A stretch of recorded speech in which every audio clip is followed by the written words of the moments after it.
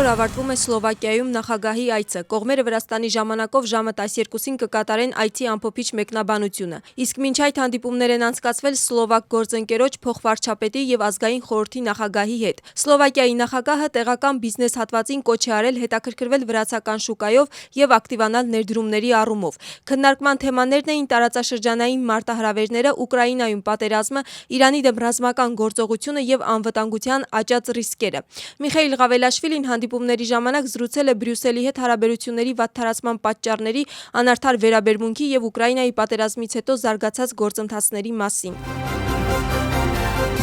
3 ժամից կսկսվի Պատրիարքարանում Սուրբ Սինոդի նիստը, կքննարկվեն հիմնականում տեխնիկական հարցերը։ Քահանայապետները հավաքվում են ոչ թե կառավարման կանոնադրությունը փոփոխելու, այլ միայն տեխնիկական հարցերը քննարկելու համար։ Նախապատրաստական նիստում կքննարկեն, թե 1995 թվականից մինչ օրս եկեղեցիների եւ վանքերի թվի աճի եւ առկա իրականության հաշվառմամբ յուրաքանչյուր թեմից քանի ներկայացուցիչ պետք է լինի Սինոդի ընդլայնված նիստում, որտեղ պետք է ընտրեն կաթողիկոս պատրիարքին։ Պատրիարքարանը եւս մեկ անգամ կոչ է անում հասարակությանը հանգստության եւ միասնության։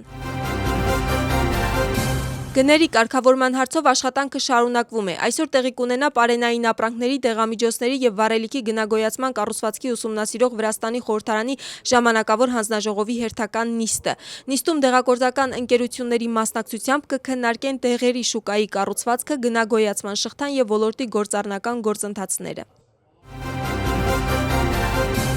Արդեն 35 օր է, ինչ Մերձավոր Արևելքում պատերազմական իրավիճակ է։ Անցած գիշերվա ընթացքում Իրանը հրթիռային հարձակում է իրականացրել Իսրայելի կենտրոնական մասի վրա։ Կասետային մարտագլխիկով հրթիռի հետ մղելը չի հաջողվել։ Հարձակման հետևանքով վնասվել են տներ, ճանապարհներ եւ ավտոմեքենաներ։ Իրանի իշխանությունների հայտարարությամբ նրանք նաեւ Հորդանանում Ալ-Ազրակի բազայում ԱՄՆ-ի կործանիչների վրա անօդաչու սարքերով հարձակում են իրականացրել։ Իսկ Քուվեյթի պաշտպանության ուժերի տեղեկությամբ վերջին 24 ժամվա ընթացքում նրանք կտրել են 2 իրանական թևավոր հրթիռ եւ 13 անօդաչու թռչող սարք։ Կրկին լարված է մնում Իսրայելի եւ Լիբանանի սահմանային իրավիճակը։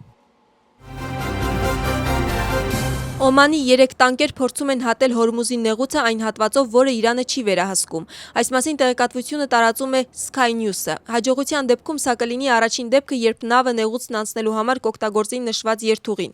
Նավթով բեռնված տանկերները բնական գազով բեռնված տանկերի հետ միասին շարժվում են դեպի Օմանի նավահանգիստներ։ Հիշեցնենք, որ ԱՄՆ-ի եւ Իսրայելի կողմից Իրանի դեմ հարձակումների սկսվելու օրվանից ի վեր Հորմուզի նեղուցը լքել են ընդամենը մի քանի նավթատարներ։ Թեհրանը նեղուցը լքելու իրավունք տվել է միայն մի քանի երկրների, որոնք այսպես կոչված թշնամական պետությունների շարքում չեն։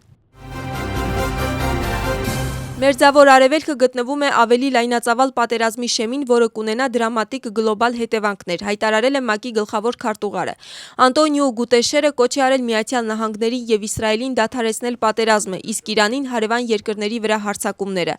Գուտերեշը նաեւ նշել է, որ Իրանի կողմից Հորմուզի նեղուցի փակելը ազդեցություն է ունենում ամբողջ աշխարհում մարդկանց առօրյա կյանքի վրա, որոնք ներկայումս ստիպված են հաղթահարել սննդի եւ էներգիայի գների աճը։